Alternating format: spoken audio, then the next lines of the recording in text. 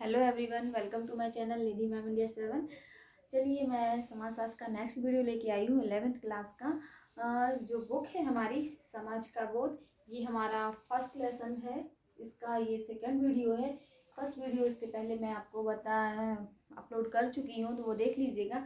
इसके बाद मैंने सेकंड वीडियो लिया है जिसमें सारे इंपॉर्टेंट फैक्ट लिए हैं और लेसन का पूरा जो इम्पोर्टेंट तथ्य हैं वो सारे शामिल की है। ओके, तो चलिए स्टार्ट करते हैं इमाइल दुर्खीम से। इमाइल दुर्खीम एक समाजशास्त्री का नाम आता है इसमें। इन्होंने क्या किया है कि एक दो अवधारणाएं दी हैं, एक है यांत्रिक एकता और एक सावयवी एकता। तो जो यांत्रिक एकता है वो एक रूपता पर आधारित है। एक रूपता पर आधारित मतलब जो हमारी यांत्रिक एकता है ये परंपरागत संस्कृति पर आधारित है।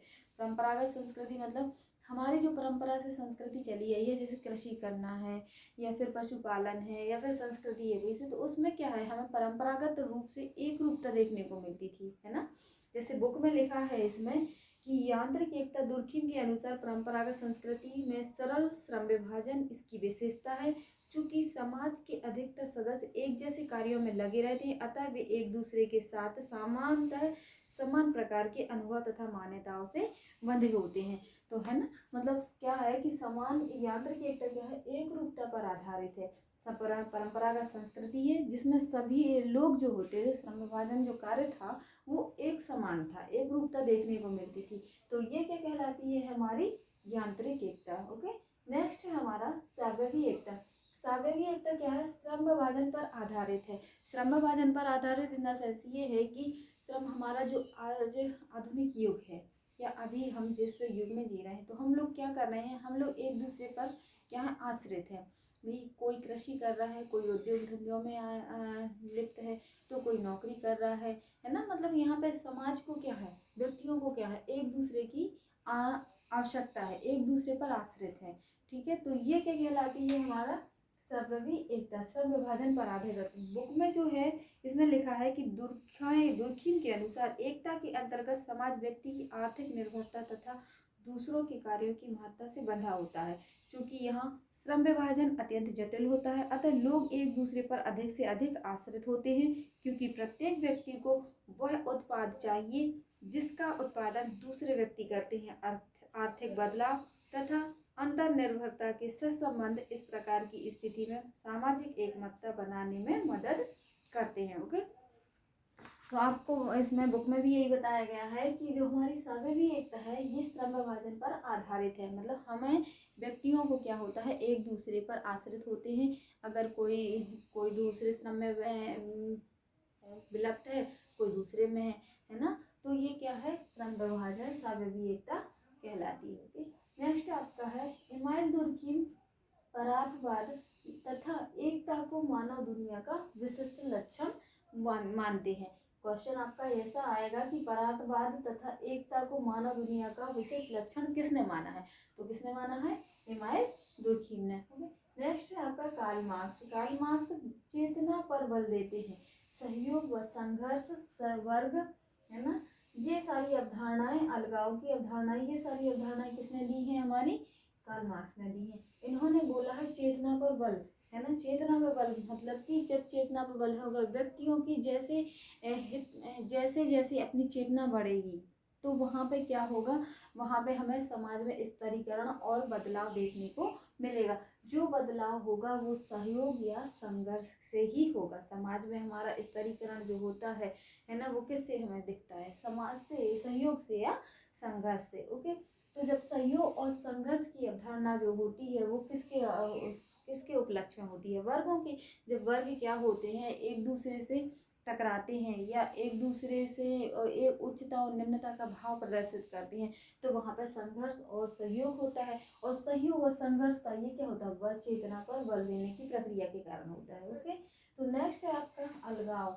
अलगाव क्या कह जाता है, श्रम के उत्पाद पर मजदूरों के नियंत्रण में कमी। मतलब जो अलगाव मतलब होता है एक विरोधाभास की स्थिति उत्पन्न होना। कोई भी उद्योग धंधा है या कोई भी कंपनी है है ना, वहाँ पे क्या होता है, जो श्रम विभाजन होता है वहाँ पे श्रम विभाजन में श्रमिकों पर जो मजदूर मालिकों का नियंत्रण होता है वह वहाँ पे उन मजदूरों पर कम हो जाता है, जिसके कारण वहाँ पे जो मजदूर वर्ग होता है अपने मालिक के विरोध में एक विरोधाभास स्थिति उत्पन्न करता है।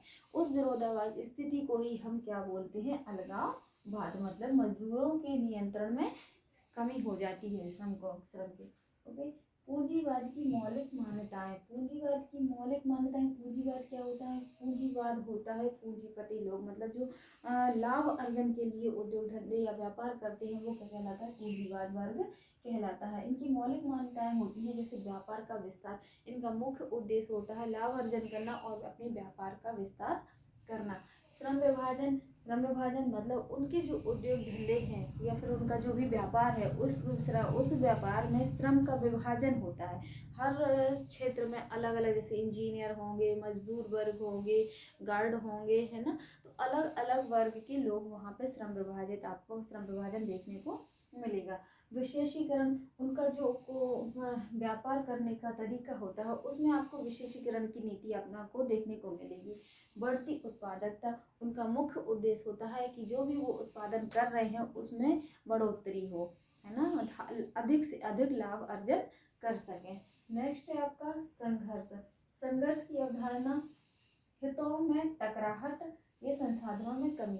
तो हमारा जो संघर्ष होता है, जब हमारे हितों में टकराहट होती है, मतलब कोई कुछ चाह रहा है, कोई कुछ चाह रहा है, और जब दोनों की इच्छा नहीं पूरी होती कि वो बोलता हमारे अकॉर्डिंग आप चलो, वो कहता हमारे अकॉर्डिंग आप चलो, तो हितों में क्या हो जाता है, टकराहट आ जाती है। जब हितों में टकराहट आ जाती है वहाँ पे संघर्ष की स्थिति उत्पन्न हो जाती है। संघर्ष की स्थिति उत्पन्न संसाधनों की कमी के कारण भी होती है। जैसे संसाधन सीमित हैं, लेकिन हमारे संसाधन सीमित होने के कारण लोगों में लालसा अधिक होती है कि नहीं, ये संसाधन मेरा है, ये संसाधन मेरा है, मुझे ये भी चाहिए, मुझे ये भी चाहिए। तो वहाँ पे क्या हो जाता है, टकराहट और विरोधाभास की स्थिति उत्पन्न हो जाती है जो संघर्ष का रूप ले लेती है।